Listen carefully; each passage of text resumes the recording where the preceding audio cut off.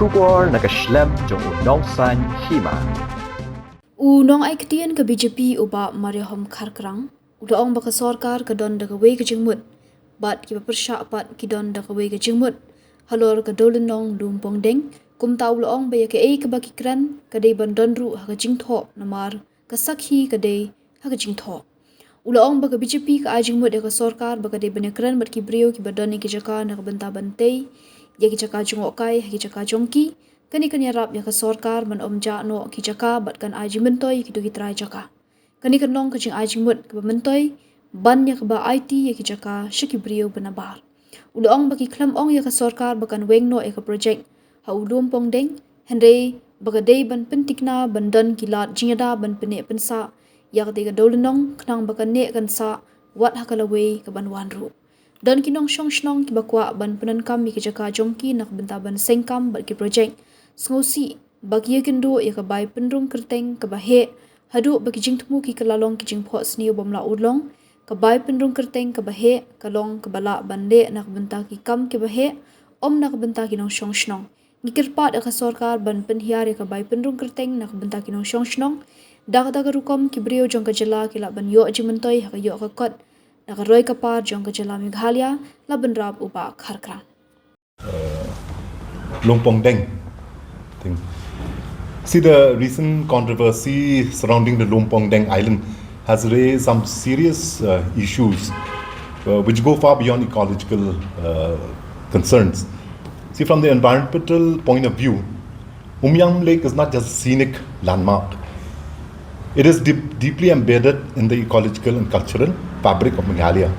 And Lumpongdeng Island is regarded as an environmentally sensitive zone.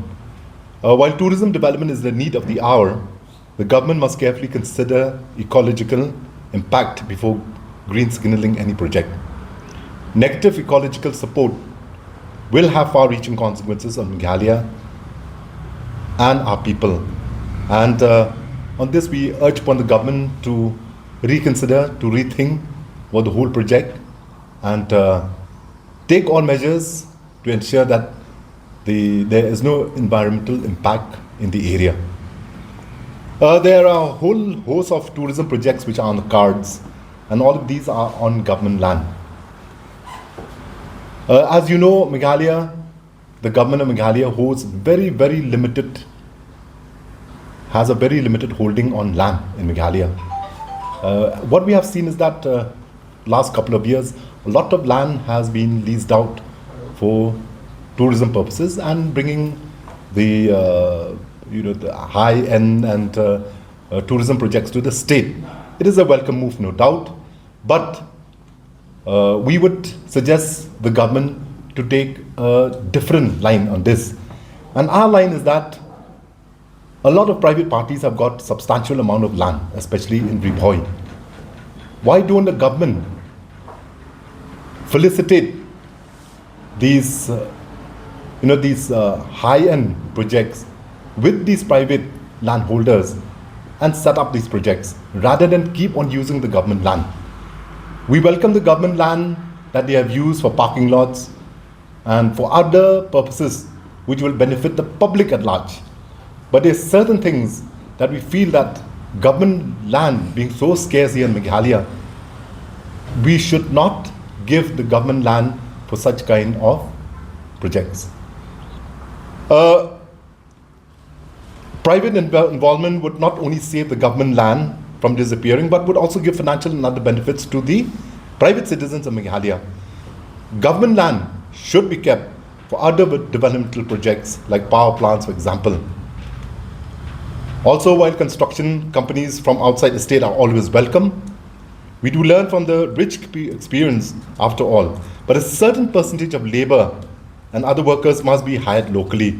So whatever projects that the government intends to take, I think so certain clauses in the agreement should be there that a substantial number of subsequently what are jobs being created should go to the local people from the state, irrespective of community, because this will indicate that this development that has come to the state, it has benefited a number of families. Because what is the point of having such development and gigantic projects if the local population remains deprived of economic and skill development benefits? There are local people who would like to utilize their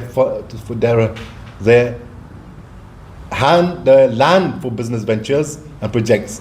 But there is one big but here, and that is the high registration fees of the land is too astronomical. So, which has prevented a number of these private landowners from thinking of any projects in their private land that they have.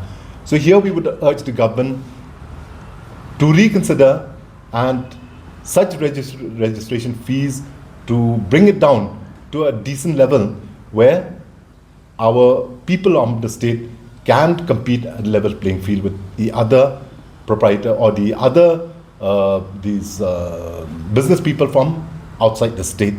So these are the two things that we want to highlight, the Lumpongdeng and also the kind of investments that the government is bringing to the state. But we would like to see the government. That's why this is very important, because probably that island we can have a picture view of the island.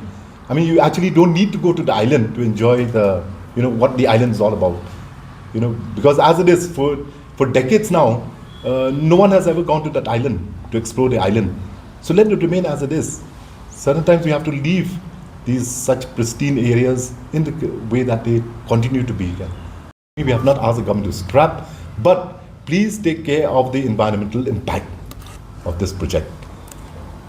It might be, probably the project cost might go high also, might increase also, but it is worth it if you can save the environmental, ensure that the environmental impact of this place is protected. We have not asked the government to scrap. We have only asked government to kindly take all precautionary measures to ensure that the pristine nature of the place continues to remain for decades to come, so that our generations and future generations can enjoy the place. See, that's why I'm saying, in fact, yesterday also I had spoken to the press. I said that the people who are opposing it and the government should come across the table, and because the people who are opposing it, they are giving a different view, and the government is giving a different view. And the only thing is, what is being spoken has to also, be in the same line with what is being written. Now, what is being written is different, and what is being spoken is different. So ultimately, what is being written, that will prevail ultimately later. For attracting investment into the state, because people are not forthcoming in parting away with their lands. No, I don't. You see, anyone has got to profit the land. He would like that property to be put to best use. Now here is where the government comes in to facilitate these investors from outside with the private players can be the middle ground for the two to meet together can. So you mean to say government should act as a facilitator? Exactly. In fact, government should not be running business. Okay. And you see, we have so many power plants there in Kyrpad. Now these are where are being set up. Do you think all this investment there is being being spent by the local from there? No, they are investors from outside. So likewise, when it comes to tourism project, and which is, in fact, cement plants are much more environmentally, not very friendly. But when it comes to tourism, you can have these private players come from outside, and the government acts as a middleman so that the two come together. You see, many of these people have owned lots of properties.